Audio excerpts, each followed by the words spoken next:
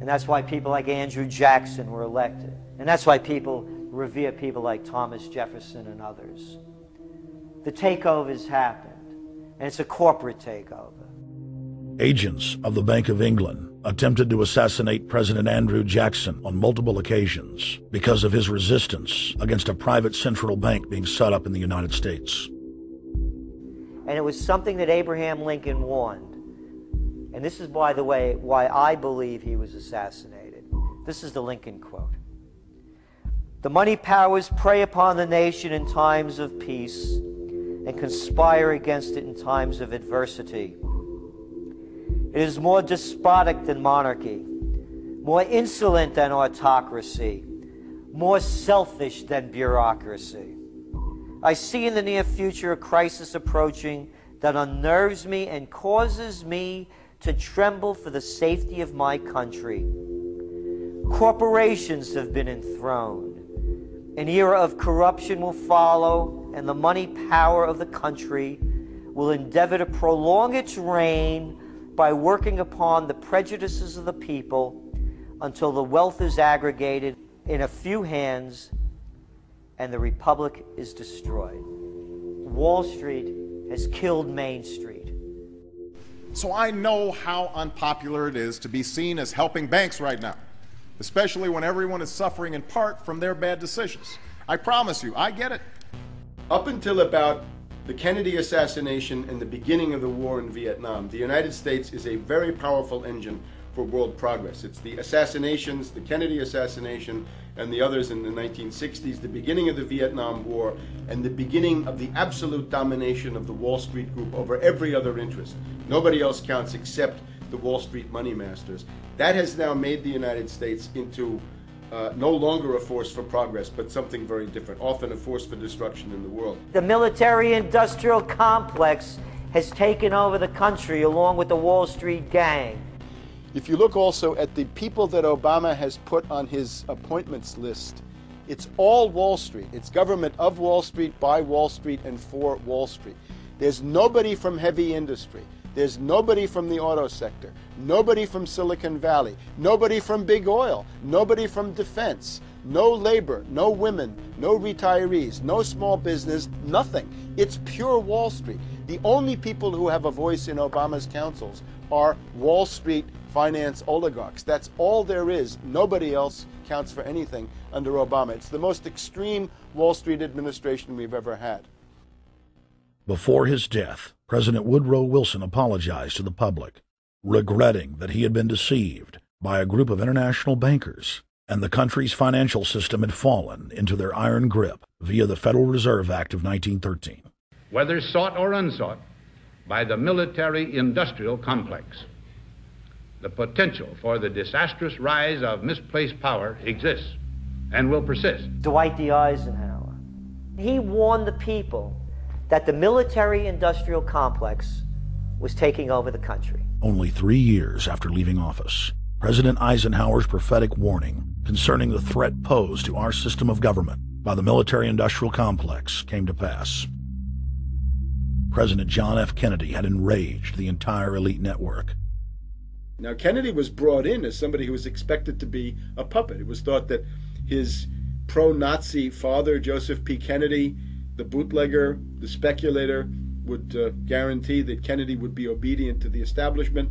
They thought that Kennedy was a sex maniac who could be manipulated through all of this, but it turned out that through his personal suffering, Kennedy had discovered a personal sense of himself which went beyond just being a puppet, and he began to think about things like economic recovery, world peace, having a space program, making deals with the Soviets, cutting the Federal Reserve down to size, and a whole series of other things. Executive Order number 11110, signed by President Kennedy, began the process of abolishing the private Federal Reserve. Kennedy was also pushing for real civil rights reform and had begun the process of pulling the troops out of Vietnam. The last time you had an actual president was Kennedy. The oligarchs took swift and decisive action. When John Kennedy attempted to take the government back from the robber barons, he was brutally murdered. The message to future U.S. presidents and leaders across the world was clear: do as you're told or die. John Fitzgerald Kennedy was the last true president of the United States. And until the globalists are removed from power, we will never have another real one. The other thing about the American presidency you've got to remember is that this is a puppet post. It's automatically going to be a puppet post.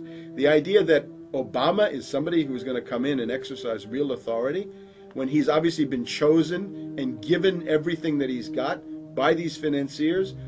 Presidents are now little more than corporate pitchmen who take all the political heat, while the controllers remain in the shadows, safe from public scrutiny.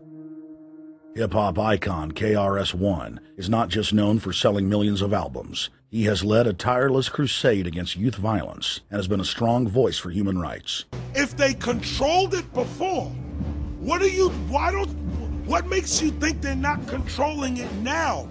The country was on a verge of revolution.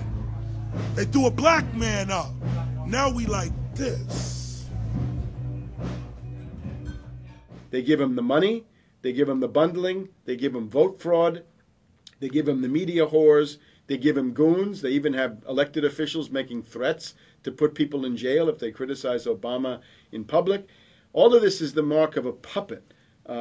And that means that he is a puppet, actually more of a puppet than anybody else, more of a puppet than Mrs. Clinton would have been, even more of a puppet than McCain. He's the maximum puppet that we've had certainly since Jimmy Carter. They put a black face on the New World Order, and now we all happy. KRS ain't buying it. In the real executive power structure, the president serves the military-industrial complex, itself owned by the international bankers. If there's a revolution, the population just throws out the prime minister or president. The elite stays in power because the public is never aware of who the real enemy is. In Evian, France in 1991, standing before the Bilderberg Group, the apex of the world government power structure, David Rockefeller defined the New World Order as a system of world government serving the international banking elite.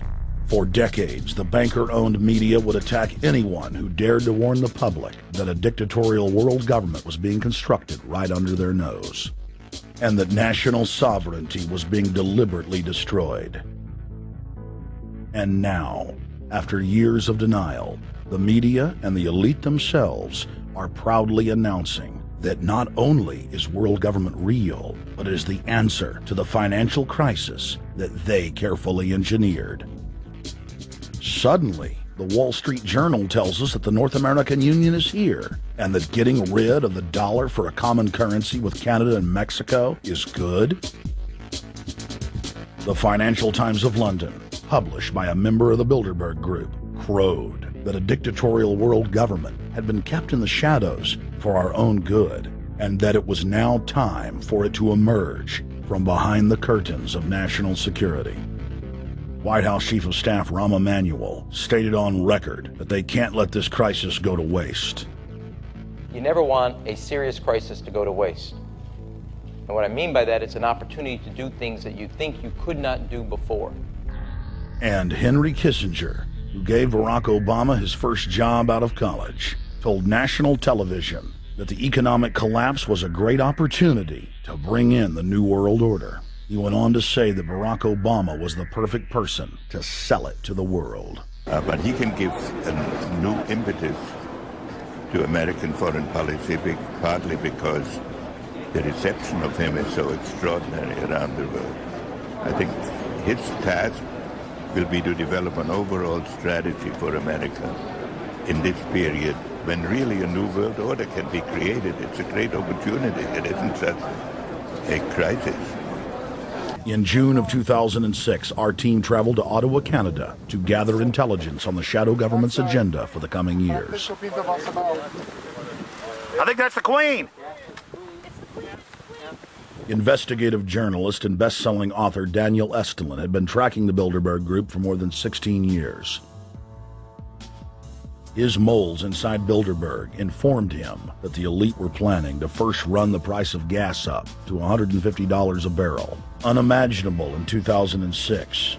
He also reported that after suckering the middle class back into the stock market, the group was going to implode the subprime mortgage market and destroy public confidence.